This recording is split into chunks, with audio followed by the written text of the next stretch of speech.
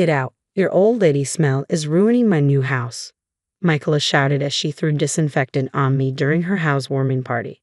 Drenched and overwhelmed by the pungent smell, I felt something snap inside me. Standing up silently, I flashed a terrifying smile at Michaela and said, "Then I'll clean this up for you. After all, I built it." I went upstairs to Michaela's room to retrieve something.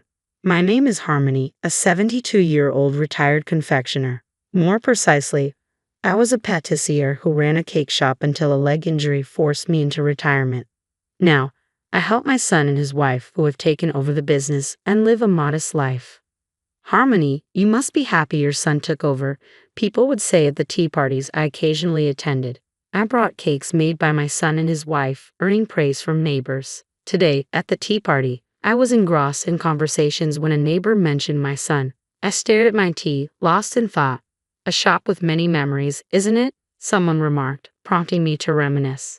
Indeed, my life had been full of ups and downs. I opened my patisserie at 35 after a decade of training in France. Upon returning, my parents opposed the idea, saying a cake shop in the countryside wouldn't work. I defied them, saying, "I'll do it my way," and opened my shop. It became popular in 6 months, becoming the talk of the town.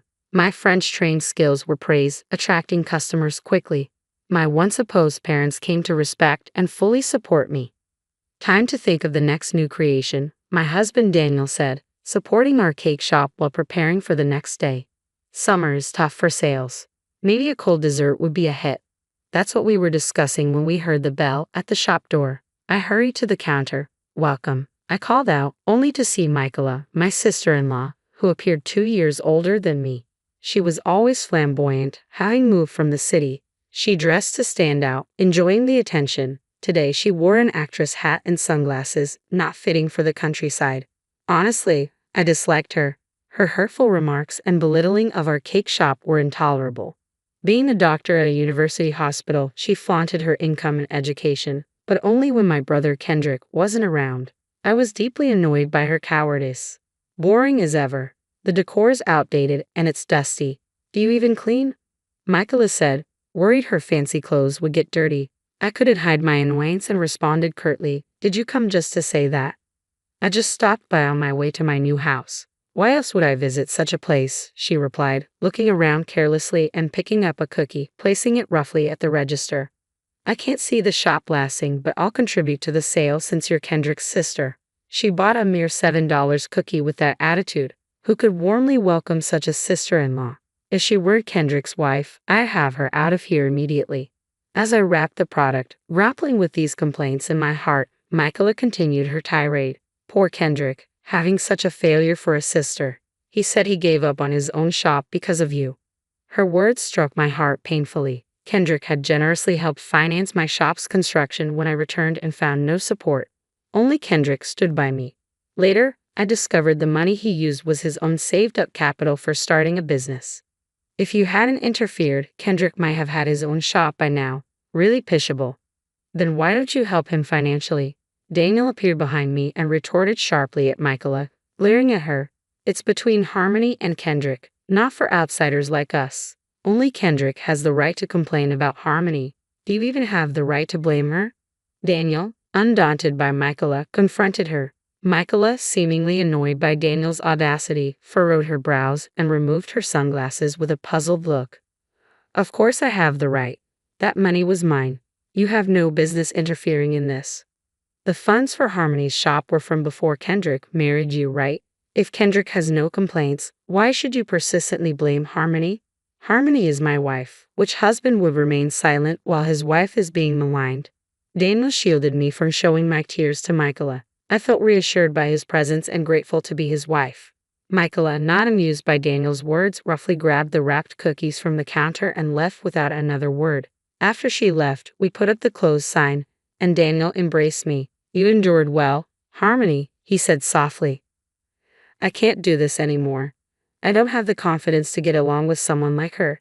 Even if she's Kendrick's wife, I can't bear being treated this way." "Are you not going to tell Kendrick?" Daniel asked gently. "I can't. He's already looking after Mom and Dad. I can't trouble him just because I can't get along with her." Kendrick, working as a chef in a hotel, was also taking care of our parents. Despite the long commute he managed, he had saved to open his own shop and be closer to our parents. It was with this in mind that he was saving money. Money can be earned again. I want to see you succeed as a top patissier. This money is an investment in your future. You'll definitely become famous, Kendrick assured me, investing $2 million in my startup. I was deeply grateful to Kendrick, and when he married Michaela, I was overjoyed. But I never expected her to be like this. I was tormented daily about what to do. Tomorrow we're going to Kendrick's housewarming, right? Maybe you could mention it to him. If Kendrick talks to Michaela, maybe she'll stop, Daniel suggested. Reluctantly agreeing, I focused on closing up the shop. Lately, I couldn't bring myself to tell Kendrick about Michaela. Kendrick's happiness, while he supported mom and dad, was precious. Despite sacrificing his own dream of opening a shop, I couldn't burden him further with Michaela's issue. I simply couldn't. The next day, Daniel and I, with a shortcake in hand, visited Kendrick's new home. Harmony and Daniel, long time no see. Glad you could make it, Kendrick welcomed us warmly at the doorstep. Michaela was out shopping and wasn't there. I felt relieved not seeing her. Noticing this, Kendrick looked at me worriedly. What's wrong? You look pale. Is it the new house smell? No way, just had a bit too much to drink with Danny last night. I forced a smile to reassure Kendrick and avoid any awkward conversation. I asked to see around the new house. Kendrick shared that apart from the tidy living room, their personal items were still in boxes. We agreed not to go upstairs as per his request. Soon, our parents arrived, and we enjoyed a rare family gathering. Then Daniel seized the opportunity to bring up yesterday's topic. Sorry to bring this up at a housewarming, but there's something about Michaela we need to discuss. Wait, Danny. I wasn't ready, I panicked, but Daniel looked at me earnestly, holding my hand. Harmony, I've seen how hard you've worked, thinking about the family, keeping your struggles to yourself. It seems unfair to Kendrick and the others. Struggles? Harmony, have you been having a hard time? Kendrick asked, his expression full of concern. Realizing I was hiding something, everyone looked worried. I regretted my foolish thought of just enduring it all. Actually, I've been harassed by Michaela for a long time, I confessed. Everyone was shocked, especially Kendrick. Knowing his wife was bullying his sister-in-law was understandably distressing. Unable to continue, Daniel explained the situation for me. A heavy silence followed, and I wondered if I should have kept quiet. That's when Kendrick, as if having made a decision, spoke to Mom. Mom, I've made up my mind. That's right, no need to hold back anymore.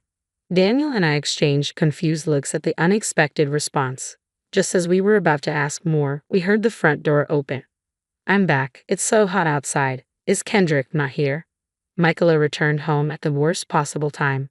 The family's spirits dampened as if sensing the charged air of her untimely arrival. Kendrick excused himself and headed towards the entrance. Let's store the cake in the fridge for now, Daniel suggested. As Mom and I moved to do so, reaching for the fridge door, Michaela stormed into the living room. Hey, don't you touch our stuff, she shouted, startling Mom and me. I'll take care of the house. Just stay put. Fading a creepy pleasant smile, she snatched the cake from me. Her words seemed softened, but there was an underlying sharpness, especially as she roughly took the cake. Mom, witnessing this, was speechless and unable to react, shocked by such treatment in front of her. Feeling hurt, I urged Mom to join me on the living room sofa. Sitting next to Daniel, I tried to hold back my tears. Thank you all for coming to our housewarming today, Michaela said, her tone falsely sweet. If you have gifts, you can leave them here. I'll gladly accept them, Michaela said, taking over as if she were the host. Her greedy words irritated both Daniel and me. Our parents, watching her closely, reluctantly presented their gift to Michaela. Following suit, though not keen, I handed over my gift, which Michaela snatched. What a boring gift. Typical, Michaela muttered, just loud enough for me to hear. Shocked by her audacity to complain despite receiving a gift, I felt my patience turning into anger. Then Michaela took out a bottle of disinfectant from a supermarket bag. Well then, let's wrap this up, she said, splashing the disinfectant on me. Drenched and stunned, I was speechless as my family cried out in alarm. So, I guess it's the height of the party, Michaela said, turning toward me and splashing the disinfectant again. Completely soaked, I couldn't believe the sudden turn of events. My family gasped. Hey, Michaela, what are you doing? Mom shouted, raising her voice and standing in front of me to protect me. Everyone glared at Michaela. Michaela sneered and threw her final words at me. The smell of an old lady will dirty my new house. Get out.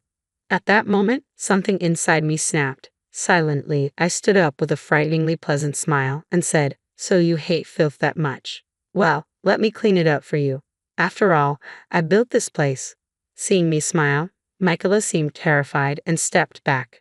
I snatched all the presents from her, ignoring her complaints, and headed to the second floor. Conveniently, there was a nameplate with Michaela's name on it in front of the door, and I boldly walked inside. I picked up a cardboard box still packed and dropped it from the second floor to the first with a bang. "Hey, what are you doing?"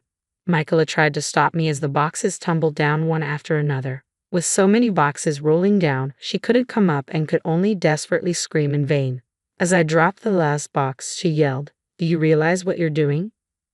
Michaela, showing her true colors in front of Kendrick, glared at me with a devilish face. Unconcerned, I went downstairs and asked Daniel with a smile, "Can you hold back that noisy trash for me? We can't let the dirty germs out. The new house will get dirty with the smell of mold, right?"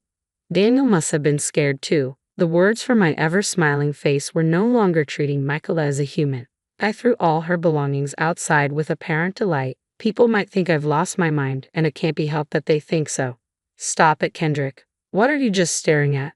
Stop her. Isn't your sister out of her mind?" Michaela screamed desperately. However, Kendrick did not respond. Instead, he silently watched my next move. The entrance was overflowing with Michaela's cardboard boxes, a mess, but it couldn't be helped after throwing everything outside. I clapped my hands and walked towards Michaela for the final touch. "Well, now it's just Michaela left." "What do you mean? You think you can get away with this?" She spat, her voice laced with venom. "Who knows? I can't hear the threats of trash," I replied, my smile mechanical and eerie. Michaela gasped, looking at me fearfully. Without paying her any more attention, I instructed Daniel to kick her out along with her slippers. "Hey, stop. No, Kendrick, help me." Michaela begged Kendrick for help, but he had no intention of listening to her. At this point, I understood what Kendrick and the others meant. There wasn't a single person on her side here. "Get out if you understand. This is my house after all." "What? What are you talking about?" Before Michaela could finish, Daniel dragged her out, pushing her outside the entrance. He immediately closed the door, double-locked it, and even chained it. Michaela, now completely unable to enter, was left outside in the summer heat. She banged on the door and screamed for about 10 minutes, but her strength gradually waned. To make matters worse, neighbors came by and started whispering about her shabby appearance. "Mommy, look, that lady is outside in her slippers," a child said, pointing. "Hey, don't do that. Don't point," a parent chided, though even passing children mocked Michaela. For someone so full of pride, this public humiliation was hell. She crammed all her belongings into her car and fled the scene that day. Seeing this, I regained my composure and hastily turned to Kendrick. "What should we do, Kendrick?" "I'm sorry, that was?" "It's okay, I know the situation. Besides, we should be the ones apologizing," Kendrick said gently. He suggested we go back to the living room where Mom had prepared tea and cake. I borrowed clothes from Kendrick and quickly changed to avoid catching a cold. After changing, we all sat down, trying to find some semblance of normalcy amidst the chaos. I sat on the living room sofa as Kendrick began explaining why he had been silent all this time. "That woman was actually harassing Mom in the same way," he said. "What?" I was shocked by this sudden revelation. Daniel and I looked at Mom in surprise. "It all happened when I wasn't around," Mom continued. "She constantly harassed and mocked me, even made fun of you. It was really terrible. Michaela had been bad-mouthing you every time we met, suggesting that your poor upbringing was due to my bad parenting. She claimed that if we had more money, Kendrick wouldn't have had to struggle. That's what I confessed to Kendrick yesterday." Kendrick nodded. "Mom told me everything, and I decided that since you built the house, we should explain the situation to you and your family before deciding what to do next. That's what led to today." Michaela, who even tormented Mom, could never be forgiven. Trembling with anger, I clenched my fists so tightly that my nails dug into my palms. Seeing this, Daniel gently placed his hand over mine. "Harmony, I know how much you care about family. Maybe you don't have to endure this anymore," Daniel said softly. "After hearing all this, I definitely can't go on with her either," I said, my resolve solidifying. Inspired by Kendrick's determination, I steeled myself to teach Michaela a lesson. We pledged to act, and the next day, my phone was flooded with a storm of calls from Michaela, Kendrick, Daniel, and I decided to meet her alone. What do you mean by kicking me out of the house? You won't get away with what you did. Michaela's shrill voice echoed as she entered my office. Wearing the same clothes as yesterday, with dark circles under her eyes from lack of sleep, she looked miserable. Her loud voice was irritating, but I didn't let it show. Instead, I smiled sweetly, further infuriating her with my words. I cleaned up because you said the new house gets dirty, right? What? I don't want someone as ugly as you in the house. The new house will get dirty with germs, right? I said, putting my index finger to my lips, feigning cuteness. As unsuitable as it felt for me, it seemed to affect Michaela. Her face turned red as a boiled lobster, showing her anger. Who's ugly? I'm far more beautiful than a third-rate woman like you, she spat. To say that with the same clothes as yesterday and such a dirty face. Impressive, I replied, my voice dripping with sarcasm. Whose fault do you think it is that I ended up like this? Michaela retorted, doubling down on her previous provocations. A woman like you, acting all high and mighty, I said, meeting her gaze steadily. The tension in the room was palpable, and I knew there was no turning back now. I taunted Michaela, which angered her enough to lunge at me. Daniel quickly stood protectively in front of me, and Kendrick, usually mild-mannered, showed his anger for the first time. Enough. You're in no position to talk down to Harmony and her family, he said firmly. Why should I be the one getting scolded? The bad one is clearly that woman. Michaela remained defiant, even against Kendrick's words. She must have looked down on Kendrick as well. Deep down, she was after money, blaming me for losing it and despising me despite having her own earnings. Her greed was despicable. As I glared at her with utter contempt, Kendrick slammed a piece of paper in front of her. I have no intention of going on with someone who can't even value my family. We're getting a divorce. The paper Kendrick presented was a divorce petition already signed by him and our father as a guarantor. Seeing this, Michaela suddenly regained her composure and clung to Kendrick in a panic. Wait, a divorce? Just wait. I don't want to hear what you have to say. My mind is made up, and if you refuse the divorce, I'll go to court if I have to. Where do you think the money for that will come from? You don't have the financial power, so don't talk big. I'll support you financially, so don't worry. Michaela tried to act humble, but Kendrick's words revealed her true nature again. Now that we had proof of her looking down on Kendrick financially, we could crush her without remorse. Smiling, I intervened between them. Didn't you know? Besides this store, I have several others. Michaela looked at me, confusion and desperation in her eyes. She was trying to comprehend what she had just heard, but I didn't give her a chance to respond. You thought you could manipulate Kendrick for his money? You thought wrong. Her face turned pale as the realization of her situation set in. The tables had turned, and she knew it. Kendrick, Daniel, and I stood united, and there was no way she could worm her way out of this. Kendrick gently but firmly pushed Michaela away from him. It's over, Michaela. Leave and don't come back. Defeated, Michaela had no choice but to leave. As she walked out, her once arrogant demeanor was replaced with a sense of utter defeat. We watched her go, feeling the sense of relief and closure. Turning back to Kendrick and Daniel, I felt a weight lift off my shoulders. Thank you, I said, my voice filled with gratitude. Kendrick smiled warmly. We're family, we protect each other. I have enough financial power to fight you, I said, causing Michaela to gasp in surprise. A TV show had previously featured one of my regular customers praising my shop. The reporter raved about its beauty and deliciousness, leading to its popularity. Requests for more stores came flooding in, and now I have a nationwide chain. Kendrick was the only one who supported the opening of my shop. As a thank you, I gifted him that house. I had also heard about your plans to open a clinic nearby and thought you'd need money. Michaela's face turned pale upon hearing the whole situation. She must have realized she'd picked a fight with the wrong person. She was speechless. Since I still hold the property rights, I am the owner of that house. I can sue you for trespassing. What will you do? Will you fight? With a smile, I cornered Michaela, who seemingly gave in and began to profusely apologize. Even though Michaela continued to apologize, our family had no intention of forgiving her, and we kicked her out of the store. Kendrick and Michaela eventually went to court for a divorce. Given everything that had happened, Our lawyer assured us that the divorce would be granted. Our family savored this victory. During the time she was kicked out, Michaela's face became well known in the neighborhood, and no one was sympathetic towards her. Her clinic had no patients and closed within 3 months. She shamefully fled the town. Thus, our family found peace. I continued managing my shops, and Kendrick finally opened his own. Kendrick, Dad, and Mom started living in the new house, which we remodeled for accessibility. Harmony, what happened? You suddenly went quiet, a neighbor asked, snapping me back to reality during a tea party. Sorry, it's nothing. I'm just really grateful to those kids, I responded. Thanks to them, I'm now enjoying a peaceful retirement with my husband. As we enjoyed the cake, I reflected on how these nearly 40 years were the stepping stones to my current happiness.